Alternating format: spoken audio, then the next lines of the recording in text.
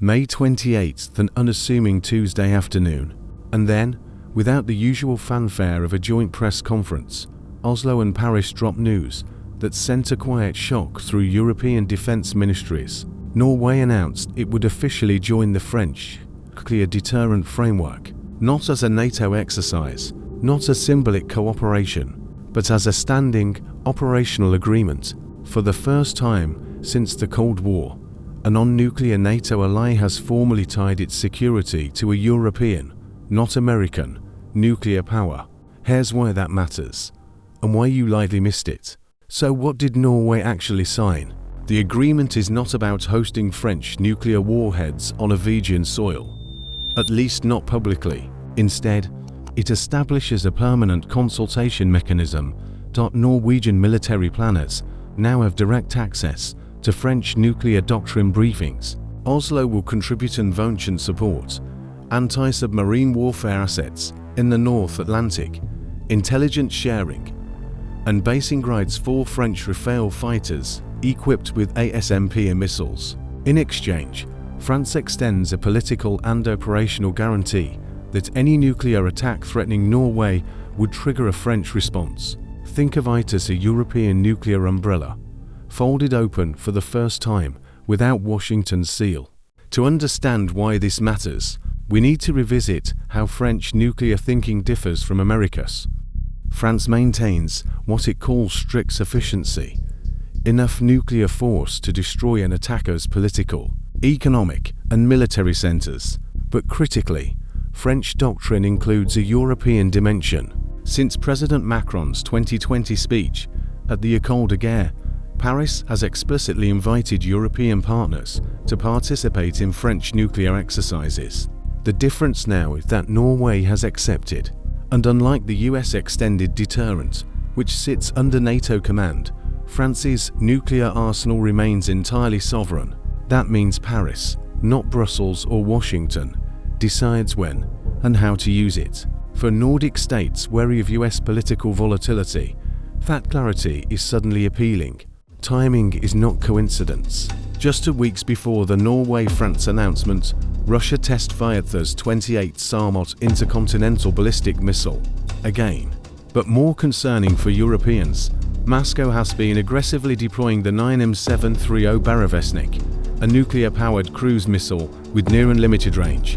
Conventional NATO early warning systems, designed for ballistic trajectories, struggle to track it.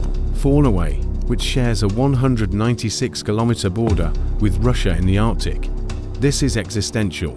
The Baravesnik can fly over the North Pole, loop around Greenland, and strike Norwegian infrastructure from an unexpected direction. French air defense doctrine, built around fast-reacting airborne assets, offers a layer of protection the US radar network in the UK cannot guarantee.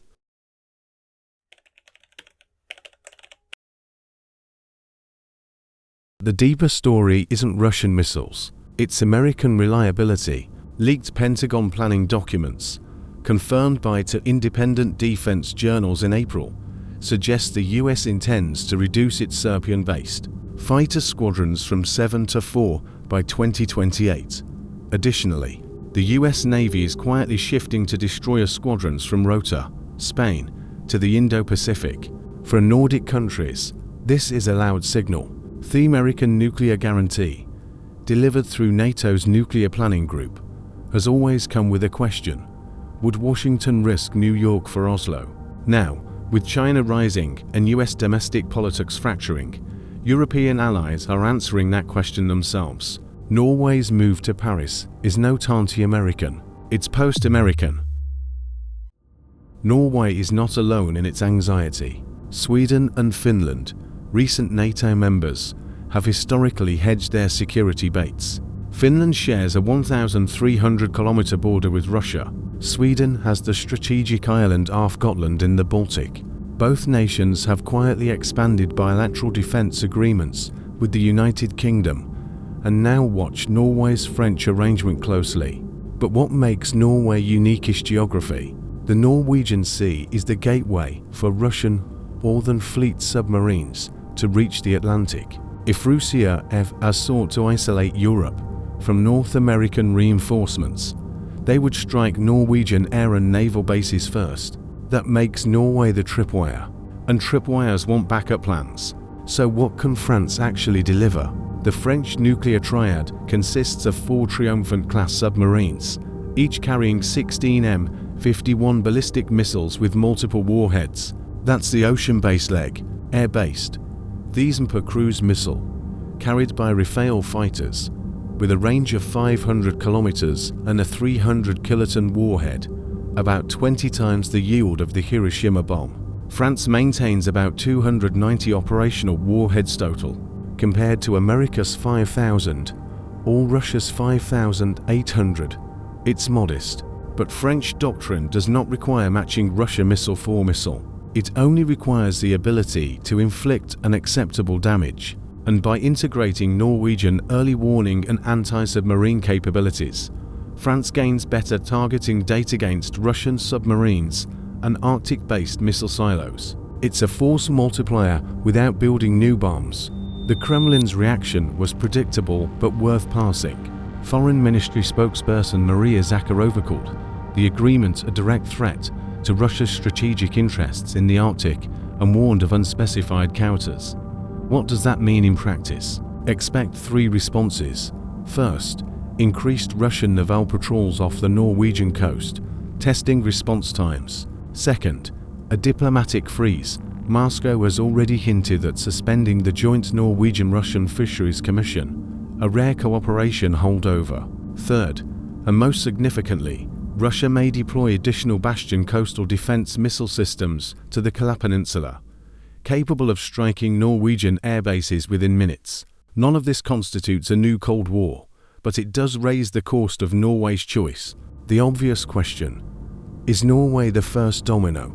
German defense officials have already privately expressed interest in French nuclear cooperation. Poland, deeply anxious about both Russia and US commitment, has asked for feasibility studies on hosting French missile defense batteries, a first step toward a deeper deterrent role.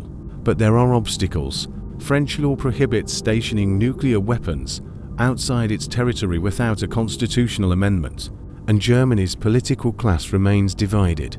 The Greens and left parties oppose any nuclear sharing. Still, if US reductions accelerate, pressure will mount. The Norway deal creates a template: conventional support and intelligence sharing in exchange for a nuclear guarantee without warheads on foreign soil.